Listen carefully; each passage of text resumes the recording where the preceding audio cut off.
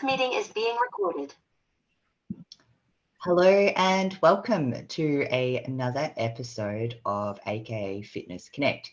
I say that, but I actually just came up with the name right then. So I guess welcome to what I've decided to call this webinar series. Today I am joined by the lovely Crystle Hack, who is a recent PT, but has been a gym enthusiast for many years. We first met each other a couple of years ago training at Good Life in Inaloo. Crystle's pretty well known in the fitness industry and has been part of it for some time, knows all the usual characters and so on, and decided to finally make the transition after, well, having a few different life events happen to you as well, which we'll talk about, and Yes. then made the move into coaching others, and then obviously working in some challenging contexts. So we'll talk about some of the things, we're obviously all living in a, I'm going to call it the C word, because apparently if you actually relate anything to the pandemic, then your social media stuff gets kind of, the logarithms actually downplay that. So we shall not refer to the 2-year pain that we've all been dealing with by its name. Yes, but obviously that's changed the context around how a lot of people have trained, and obviously as well how PTs and coaches can actually assist people as well. So anyway, I just wanted to mention as well, so the whole reason of this guest speaker series was, as I said, that a lot of you might be looking to make a change in 2022, and I wanted to get on board as many guest speakers as possible from all facets of the fitness industry, to share their personal journey around what got them into fitness, what they love about it, and then why they love to help others and how they love to help others, and just to get to know them a little bit, so that in case you really connect or resonate with who they are as a person or their personal story, that you have a way to get in contact with some really awesome people in the industry. So without any further ado, welcome, Crystle. Thank you, Amy.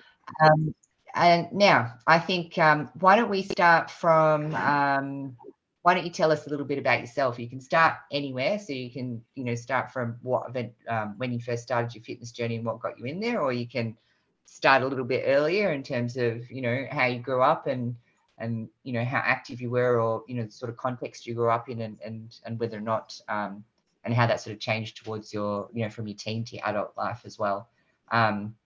Anyway, I don't know if any of that made sense, but I think you got the gist. It did, and I'm processing how I'm going to start it. I guess I've always been into sports and all that kind of thing, into school sports. I played out of school sports as well, so I've always done some form of fitness growing up. I used to dance when I was 5 as well, and then I actually went into that journey again. I think I was about 24, did that for a year, and we actually got to perform at Disneyland and Universal Studios. So our dancing studio went over and performed live on stage to hundreds of people, which is pretty amazing. So with that said, I ended up going back. Yeah. So there was definitely a once in a lifetime opportunity, and we stayed there for a week, and then they did like a street parade with all the other schools across the world, and it was a pretty surreal experience, and like I'll never forget it. I mean, 25 and going to Disney, you can't really complain. It's no matter how old you are, you never to Disneyland. So exactly. So then I came back and obviously quit dancing. A bit political, I suppose. In any kind of sports, there's always going to be a bit of politics. And then, I decided to keep fit, join the gym, and that's pretty much when my journey started after that. So had a couple of personal trainers. My first experience wasn't amazing, unfortunately. She was actually quite rude, and I do remember her, and I'm glad I only had her for a short time. And then I had another one who was a little bit scared, I think, to train. He must have been fresh out of the institute as well, but he was lovely. But then I think he ended up leaving, obviously, and doing something else, because it's a hard industry to break. And then the third person I got pretty much got me into strength training, which I'm very grateful for. And then, he showed me everything there was to know about you know, deadlift, squats, everything, anything heavy. He just smashed me. I swore in my sessions it was great, and I have him to thank for that. And then I fell in love with it, did some fitness comps, and then the end's history. It just became a lifestyle after that. Yeah, that's pretty much in a nutshell how I got there. Yeah. Yeah, awesome. So, so fitness comps. So, as in like bodybuilding comps or powerlifting comps, or which Yeah, ones so did you I end up? did IFBB bikini back in 2013, and figure was the original I wanted to do, but he said obviously because I'm new and not very much muscle tone or any muscle built, he basically said, yeah, do bikini first. So I did bikini novice and then went to figure novice, I think 2 years later, with a different coach then, obviously because things happened in that interim. And yeah, it was a really good experience. It was always IFBB, so Yeah, I okay. enjoyed it. It was a good experience. Yeah, and then what made you give it away, or have you still got aspirations potentially to get up on stage again? I think the first time I did it was a bit of a learning curve. I really didn't have very good coaching, I guess, through it. Yeah, So I okay. think the diet and things like that, it's hard to put, like, you don't want to say too much, but yeah, obviously I didn't have any support afterwards, and then I just really, I think with hormones and everything, I just wasn't prepared for afterwards, and I ended up in a bit of a dark spot for a little while before obviously everything rebalanced back out. And second time wasn't so bad because I was more aware of what I was doing to my body this time, so I had a bit more prepared. But I think I might do another one again eventually, but I think at this stage I'm a mum now, so I've got a little bit more on my plate. I know there's mums that compete as well, but at this stage, probably not at this moment in time, but maybe one day in the future. That's okay though. I mean, that it's your own personal journey, and everybody has different priorities and things like that. And that's interesting because that's actually one of the things you know, because I've taken through a couple of competitors and have a couple that I'll be taking through comps hopefully later in this season B. But that's usually one of the things that I talk about is first and foremost is, you know, make sure that you think about your after comp piece, because that's actually where the value of the service actually comes in, because it's not so much about getting you ready for a comp. That bit's almost easy, apart from the steep learning curve if you've never done it before, but it's actually that post comp support, because you don't, you know, you obviously, you know, the reverse diet is just as important as the diet in, and then it's also setting yourself up for success in terms of really sitting with and processing all the, I guess, the come down effect of that whole process. There's a huge rebound in the body, which a lot of people aren't aware of. And quite often you see it, you know, you see people who say, yeah, I can get you ready in a comp for 12 or, you know, 16 weeks or whatever, but there's no post comp support whatsoever. And I'm like, you can't leave people on the ledge like that. You know, I think that's really important. And also that's also the best time to really reflect, take all those learnings and actually, you know, double down and think about what your broader or your next goal is, you know, without sort of skimming over where you're actually at in the present, but actually, you know, well, what's your long-term goal and where does this fit into everything else that you want to do for your life and so on. Like a comp is one thing, but, you know, we all have other lives to do, and, you know, it's a lot of effort to basically get up on stage for three seconds in basically a sparkly bikini and a lot of tan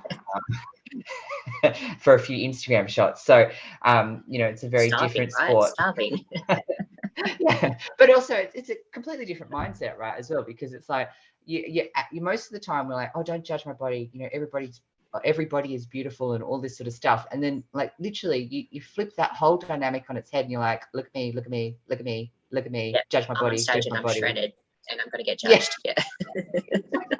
Like, hey, look at me, yep, judge me, okay, oh no, I don't like that feedback, no, sorry, no, forget it. Yeah. And then you look at everyone else going, oh, man, I could have tightened that up a little bit more, you know. And you get more critical as well. The closer you are to the goal, the more critical you get, because it's really finessing and fine tuning and going for those 1%ers as well. So it's a very unusual sport. But anyway, that was on a different tangent, and again, back to that. I like going on tangents. It's fine. Good. So in terms of being pretty active, so were you really good at sports? Did you have any other than dance? What other sports did you do? And was that something that was sort of you know, encouraged by your family and so on, or, you know, was the rest of your family pretty active and so on as well? Um, I guess honestly can't remember. It was a while ago now, but I guess semi-encouraged. Like I think I played softball, netball, and then basically whatever inter-school sports. I think I personally loved it, so I think I did encourage myself in the inter-school side of things. And then I think in year 6, my teacher actually had a softball team. So half of our class was in his softball team. So that was pretty good in itself because you obviously got to hang out with your teammates in the class and obviously out of the class as well. So, and I think obviously once you hit high school, it's sports, but obviously not outside because you sort of got better things to do than play sport, I guess. And then obviously got into more things later on in life as well once you realise how important obviously your health and fitness is. Yeah. So I couldn't actually say, go on. Oh no, that's all right. And so what was the catalyst for you when you were sort of 24, 25 to go back into doing something fitness, and why did you choose the gym? Partied pretty hard from, I think I started clubbing at 17 once I could sort of skim into the nightclubs as you do, and then obviously partied. I'm a smoker, so I was a smoker, and then obviously got into a bit more of a party lifestyle for a long time, let's just say. And then obviously it got to a point where, you sort of had to, once I joined the gym, I was smoking them on the cardio machines, and I'm like, oh, you're out of breath after, 10 minutes. I'm like, I've got to quit smoking. And then eventually it was like, the partying sort of, I got to slow that down as well. So the drinking was only like every week to then every second weekend. And then before I knew it, I was slowly dicing out all those bad habits. Then obviously looking into like my nutrition and so I think the gym kind of, would you say, like saved your life, your health, I guess, because I quit all the bad habits and then eventually turned it all into a 7-day lifestyle, good habit, no smoking, no drinking, gym, training 7 days a week. That's became my solid focus and trying to be a better version of myself, I guess, and get out of those bad habits that could potentially kill me later, So that's pretty much, I think, joining the gym pretty much changed my aspect on looking after myself a little bit better. So it's like you put one good habit in and then basically flipped over and slowly started to weed out or replace some of those other habits that were no longer serving you. So it kind of started to shine the light on for you some of the things that weren't working for you. And then that must mean that you must have gotten a pretty good feeling from the gym, or at least the sense of going to the gym and the accomplishment. So I did, definitely. Like weight training. I think once I had that trainer that obviously took me under his wing, my love for the gym became a bit more of a passion. Like I had someone that was passionate about his job and then, showed me everything about what he was doing and how he did it. And that's where my love ended up coming for the gym as well. And then obviously seeing results and then, I felt good. You train, you feel healthy, all those endorphins. And then it just became the lifestyle, not just this other chore, Yeah. And you mentioned as well that when you joined the gym, so, you didn't just join the gym. You're like, well, I'm not going to just join the gym. I'm going to get the most out of it. And I'm going to hire a personal trainer. So what was what was the real, well, I guess, what led you to hiring a personal trainer? And then what gave you the courage to keep going, and getting another one? Because, some people, if they have a bad experience with something, that's it, it's done. So talk us through a little bit about that. So I think for the sign up, they obviously said you get your, work for Good Life Journal up at the moment. So obviously you get you can pay for like 2 free PT sessions. So I obviously had those and she seemed all right. It was the first PT I had. And then obviously I had her for a few sessions and then she was trying to cue something to me one session and obviously I just wasn't understanding what she was explaining. And then she actually got quite shitty with me and actually swore at me, and then I actually turned around to say to her that's actually not on or professional. And then pretty much from that session, that was it. I didn't hear from her. I didn't contact her either. And then I didn't have a trainer for a while, and then I had some brave lad obviously come up to me in the gym, obviously trying to get his lead, as you'd say, and then obviously talked me into PT. So I was with him for a little bit. Then he obviously left. And then, with the third PT ended up approaching me again. And then that's where I got the good one, I guess. But I didn't actually hunt for a PT after that. I pretty much just did my thing. And it was actually the PTs that approached me and then the third one happened to be I lucked out. So yeah. Well, I don't know if you lucked out or if they lucked out, really. I mean, it should be, at the end of the day, you're engaging someone to help you with your personal goals. It's, I mean, yeah, you've got to find, there's a certain amount of responsibility where you've got to find the right fit for you. But at the same time, you are giving somebody your time and money for a service as well. So, it's you're quite in your rights to make sure that you're getting what you pay for, or what's serving you, I guess, in a sense. And so what is it about the strength training or the big heavy lifts that really kind of captured you? I think just being able to push your body to a certain limit that you didn't realize you could actually do, and then obviously getting stronger and pushing heavier weight. There was a comfort in that, and knowing that you're actually stronger than you think, mentally and emotionally. Like, you may want to give up, but I think with strength training, what you can see what it does to your body, basically brings everything in, build muscle, you're a much stronger woman, that kind of thing, I guess. Yeah. And I don't know how much more I can elaborate on that one. That's fine. I think that's perfect. Everybody has their own experience. Yeah. Oh, that's great. And so you really like those big, like the deadlifts and the big, sort of compound movements and stuff like that. So that stuff really kind of captured your interests more than the, sort of booty bands and stuff like that, or do you kind of like both kind of types of training? I can't say I've ever used a booty band in my life. There you go, that answers that question. So no offense to anyone that has. I guess booty bands have their purpose depending on what kind of training you're doing. For me personally, I was never shown how to use a booty band, so it's not something that I was drawn to.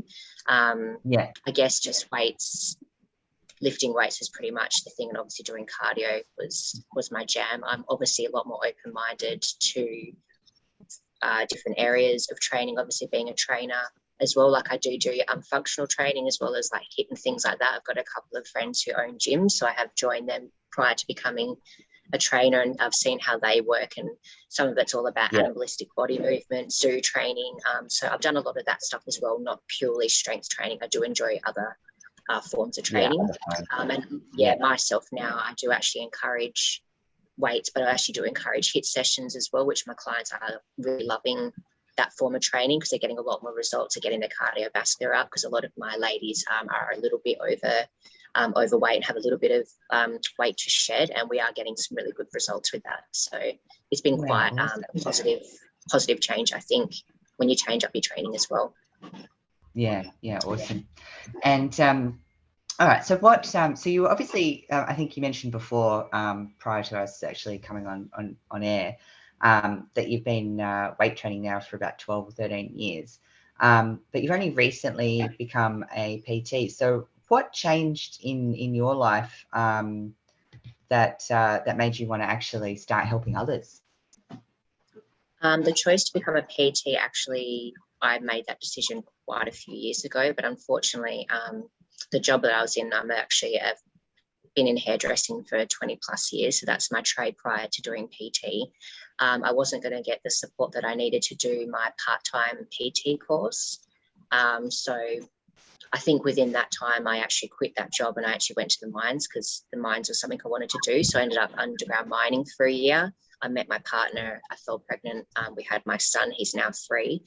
So then I decided that when I had the time off and obviously had my son full time, it was time to basically do my cert and get into it. Like, I actually had the opportunity to do it. So I'm a big believer in everything happens for a reason. So obviously it wasn't meant to be back then. And then once I got this time, I utilized it. And I've been doing that for the past year now. So that's pretty much my journey.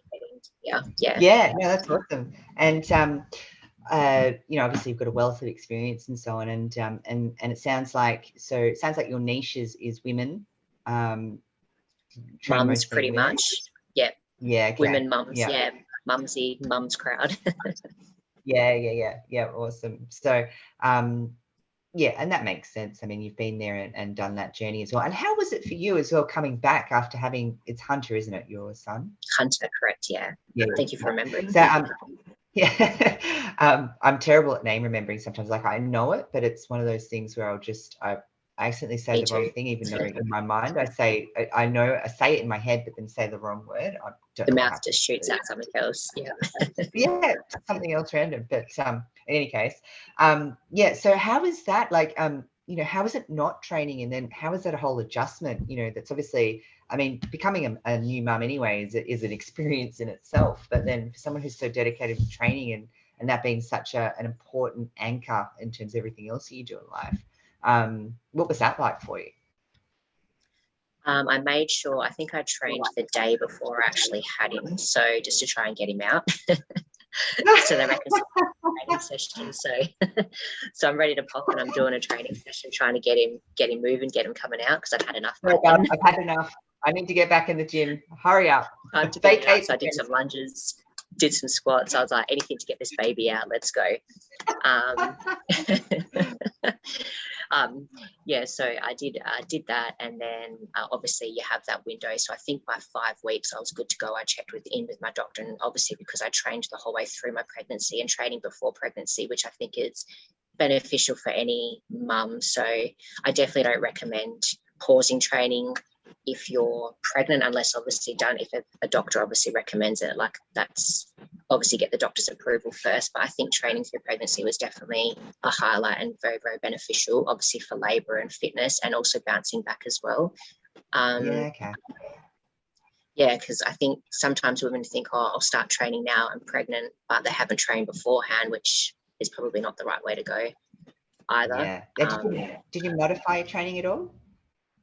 You definitely need to modify your training, obviously, because a lot of like body changes happen. Obviously, pelvis tilts forward, you've got a lot more weight to carry. So there's things that you have to modify and change throughout pregnancy. Obviously, if you get the right trainer and the right person, obviously with the right qualification, you'll be in good hands. But so definitely don't just go to any trainer for that. I feel like I'm going off on a tangent now as well. No, I like this tangent. It's all good. No, it's more just because it's interesting as well that I've interviewed another lady as well who's recently had a child as well, and her doctor actually recommended, even though she was basically had done pro boxing events, so she's pretty fit herself, and was encouraged not to train. She did anyway, but the initial doctor's advice was no, you can't train, you're pregnant, and it's like that's not right. So she's actually done her qualifications to support women who are pregnant and postnatal as well. So very, qualified for that sort of piece. But so interesting that your doctor actually was supportive, which is great. And then very supportive, yeah. And that you were able to keep doing it and just modify it as according. So yeah, because there's certain things that happen, right? Like when you get closer towards labor as well, I think your body starts releasing hormones to help the joints loosen up and things like that as well. Correct. So you have to be really, really careful of how much you lift and how heavy and all that sort of stuff as well. That's right. So no step ups, and I think I'm balanced. Everything's. I think I had a lady. Towards the end, we just pretty much fitball, and she sat on that for most of the time, obviously, just to pee off her feet and things like that. So yeah, depends on what your situation, I guess, is. But if you're already fit coming into it, I don't see why there would be a problem as long as you're doing the right things and modifying things as time goes on. But my doctor was really supportive, which was great. She knew that I did bodybuilding comp, so she actually looked after her 2 children. So she was aware of like my diet, my training and things like that. So she's just like, if you actually stopped, it would actually be worse for you. So she's like, you have my full support to just do what you got to do for your training, just listen to your body and just make sure that you're not pushing too hard or whatever. But she said, yeah, do your squats, do whatever, and just go for it, which was good. So I think she said no, I probably would have done it anyway, to be honest. Yeah. I know, I understand. Once it's in your blood, it's in your blood. And then in terms of bouncing back, how soon were you in the gym and what did you do to modify your training and so on? So I didn't end up getting back into a gym until actually Good Life. So I pretty much just had, like I said, the pump weights at home, which was not very much. So I just did what I could do. I actually put on 15 kilos in my pregnancy, which I was the heaviest I'd been in my life. So I think I was 71 kilos, and I normally sit around 58, 60, normally fluctuate when I'm training. So so for me, that was quite a big jump. So no, I was 75 kilos, 74, 75. So when I saw the scales, I was like, oh, wow. And I'm only 5'1", so it's I was just about to say, I was just saying to our audience that, that Crystle ball. is, yeah, all good things come in small packages, and Crystle is, yeah, on the the shorter, I was going to say more petite side is probably the way to go. Yeah. So, Short ass side, that's fine. You can. yeah. But anyway, I was going to say for the audience, 75 kilos is heavy for someone who's of your My height. size, correct. Yeah, absolutely. Yeah. And so, okay, so you did the pump weights, and then so how long did you get back, did it take you to get back into the actual gym then? So I think Hunter was about 15 months when I put him into daycare, which I was very reluctant to because I wanted to be that stay-at-home mum and waited till primary school. But in the end, I wasn't enough for him. So 15 months daycare, and then I was doing my Fit College cert. And I think by December that year, basically, obviously, I was utilising the gym in that time, which has probably been the last year and a half, possibly, or just under a year and a half back actually in a gym per se. So yeah, so not very long really, but definitely utilising. But you've had plenty of, yeah. I mean, you've been so embedded in a lot of that good life. Like most people would know who you are and things like that as well. And you've certainly got a lot of credibility in terms of your physique and what you've achieved. So that's awesome. Oh, thank you. So when you were doing Fit College, then you would have been doing it whilst the lockdowns were on. So that didn't really affect your business at that stage because you were still studying, right? Yeah, so I think fortunately we had a grace period where we actually weren't locked down in that duration. I think they just actually released lifted the restrictions, which came at a perfect time because obviously we could do face-to-face in the class at Good Life Joondalup. So which was good. So I don't think we had any lockdowns. We might have had maybe one mini one, I think, from memory, and that's probably about it, like a four-day one or something like that. Other than that, we were good, which was, thank God, good because I'm better face-to-face than having to online everything all the time. So it becomes a bit isolating. Anyway. Yeah, and when you're trying to learn things and stuff like that, it's a lot easier with other people there, and especially for something that's like so tactile or heuristic, like it's hands-on. You can't exactly learn personal training from a desktop anyway. No, and it's so much information just sort of jammed into a short period of time. So there's only so much you can soak in at that point. And then, so how's obviously you've been building a business in a very interesting context at the moment, and we'll get onto a little bit around the current situation. But how did you find trying to build a PT business and getting back into training? How's that been? Just ignore the last month or so because I know there's been some additional challenges to that. But yeah, so sort of generally speaking, how's that been for you, that journey? I think for me personally, a little bit harder because I sort of set a bit of a precedent in the sense of what hours I was going to keep. And I was told, just if you're going to have a routine and structure, have it from the start, because otherwise I think I had let people take the mickey a little bit with outside of the times that I can work. I've got a partner that works away, and then obviously I have Hunter full time as well. So I need to make it work, and he's only in daycare for 4 days a week. So my time frames are kind of Monday to Thursday, but then I found I was doing like Saturdays when Nick was home and other days like that, and people weren't rocking up on Saturdays and just stuff like that. And I just thought, okay, hang on a second, like people are actually wasting my time here, and I'm coming in on hours that I'm necessarily not my business hours, but I'm trying to like fit people in because obviously to try and obviously generate some clients. And then in the end, I just got sick and tired of people not showing up or sort of taking the mickey, I guess you would say. And then I sort of set my boundaries and set my limits. And I'm like, if I'm going to have these hours and people are going to either slot into them, and then obviously once they become clients, I'm more flexible, which then I found worked for me. So I find I was a little bit harder at the start. And then obviously I think I generated a better clientele that way because people were happy to fit into those time slots. And then you're getting the real people, not the people that were kind of just half in their fitness, I guess. They were kind of serious about it. So I think the main thing, definitely setting your restriction on your business hours and sticking to it, and then not letting people kind of stray you from that. Because, I think that's where you tend to get a bit too lenient, and then before you know it, you're just working all these crazy hours that you don't want to work or you can't physically fit in. So I found it difficult. So, but I got a bit of a groove, and then obviously with things happening last year, lockdowns and all that sort of thing, that made it a lot harder as well. People leaving, not committed, and which is understandable. It's a strange time to try and build a business. So I found it pretty rough, to be honest, the first 6 months plus to try and generate a good clientele. Yeah, but I think as well, like now, I mean, you've got your set hours, and realistically, I mean, it sounds like you've got the clients that would fit perfectly into that time slot, because they would be the same as you, right? So the young mums and so on, you know, that's probably the only times that they do have available as well, because they've got partners and other commitments and you know, children and stuff to look after as well. So yeah, that makes sense. Right. All right. So obviously we've had a few changes that have this is the first week essentially of where the new legislative requirements have come in. And that's impacted quite a few gyms, also PTs and quite a few clients. So I guess if you don't mind sharing, Crystle, what's been your experience and how are you coping with it in this first week? Obviously with the new restrictions, with my decision being made, that is well, I'm not allowed to enter the gym, so I'm actually working from home now.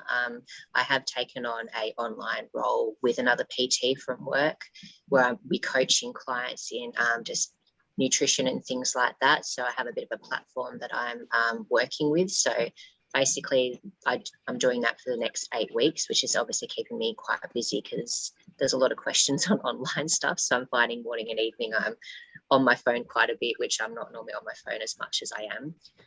And obviously I've got some clients that are doing Zoom sessions, or I'll be looking after them obviously outside of the gym. So I still have some support there, and obviously some have decided they can't go to the gym either due to their decisions. And then others are obviously going to another PT in the interim. So I'm currently organising a few of my clients to go to another PT, and then when I come back, they'll come back with me because I'm very fortunate. They're very loyal, which has been great. So Awesome. Yeah, it sort of hit me a bit hard that way, I guess. But I guess we all make a decision that we've got to live with in these current times. So there's not too much I can do about it, but just work with what I've got really. So yeah. And that's good. So you found a solution. Yeah. I mean, that's the thing. So that's right.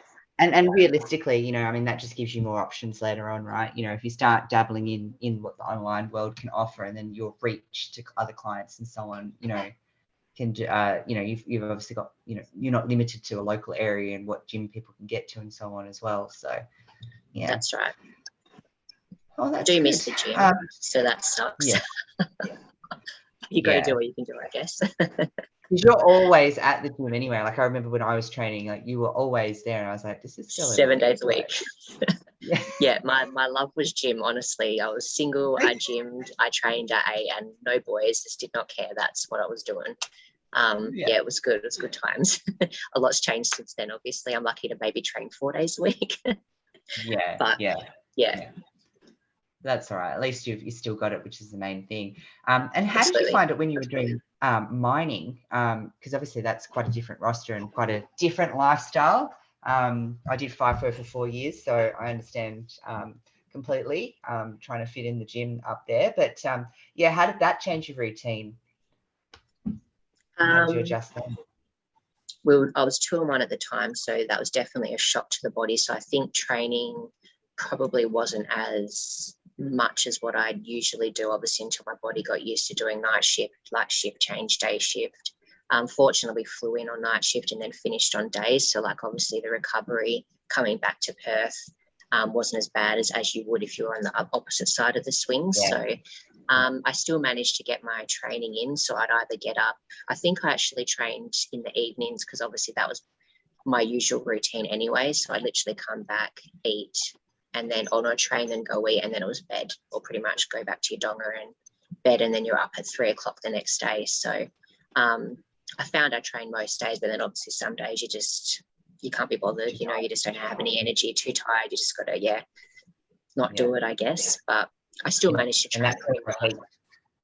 That filbert heat can be overwhelming as well. Oh, telfer heat's awful, and the flies. I had a few dingoes stalk me too, so that was, definitely not fun. And you got to try not to be scared because I can smell the fear. So you're trying to like walk in the middle of the night, not panic, just power walk and still make sure that dingo is not going to attack you at the same time. Yeah, fun. I don't miss that part though. That's definitely don't miss that. Giant lizards, I definitely don't miss that. And then you know, like the massive spiders. Like I remember the first donga I got taken to, and there's this massive spider web and massive spider like about the size of my hand. Oh, And I was like, right in front of the donga I was supposed to go into. I was like, is no this deal. what happened to the last resident? Like, should I be concerned? You die from dying. Like, and I remember like walking on the footpath, and there was like this giant grasshopper. It was like the size of my foot, and I'm like, it's like looking me up and down as to whether or not it's going to move off the path out of my way, and I'm like, wow, okay. Oh, and you're too big to step on. So Which one like, okay, well, you at? I was at Area C, so I've yeah, heard of about that. 2 hours northwest of Newman. But I've also done stints at Port Hedland and stints at Whaleback and stints at Yandy. So yeah, been all around the Pilbara. So don't Oh miss goodness, it. yeah. No, Yeah, and we had a lot of brown snakes. And yeah. fortunately none in my aircon though, because a few people have had snakes in their aircon. Just frogs. I think I had about 5 frogs in my room jumping around. And I think one almost jumped on me in my sleep. It was, yeah, not going to say I jumped out of bed pretty fast. But they were Probably cute. used a few extra ribs, yeah. Especially when you're sleeping and something jumps on you, like, oh crap, you're not sure what it is. It's a spider or something else. Exactly. Oh, wow. Well, look, thanks so much. Oh, so if people want to get into contact with you, you know, because I know that there will be some listeners who have also made similar life decisions to yourself, who might be limited in terms of exercise solutions and so on now. So if they wanted to get in contact, what would be the best way for them to find you? I've got my email, or I'm happy to hand out my number. It's pretty much obviously public anyway. So on Crystle Fitness. So would you like me to spell it out? Yeah, so CRY. Well, what we'll do is, yeah, well, okay, you can do, but otherwise what I was thinking is that when we post this, we'll probably just put in your IG account and your email address, and then people can actually just click on it and go from there. Yeah. No problem. But yeah, I think that would be great. You know, and even just it sounds like you've got some other things going on with the nutrition consults and so on as well. So if you've got any details that you want to share, shoot them through, and we'll make sure that's included in the post and so on as well. So yeah. Perfect. Awesome. Well, thank you so much for your time. That was awesome. It was great hearing about your journey and all the challenges that you've had and what you've learned and so on.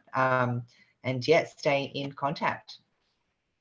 Thank you very much, and thank you for having me on. It's been great. Thank you. Yeah. No worries.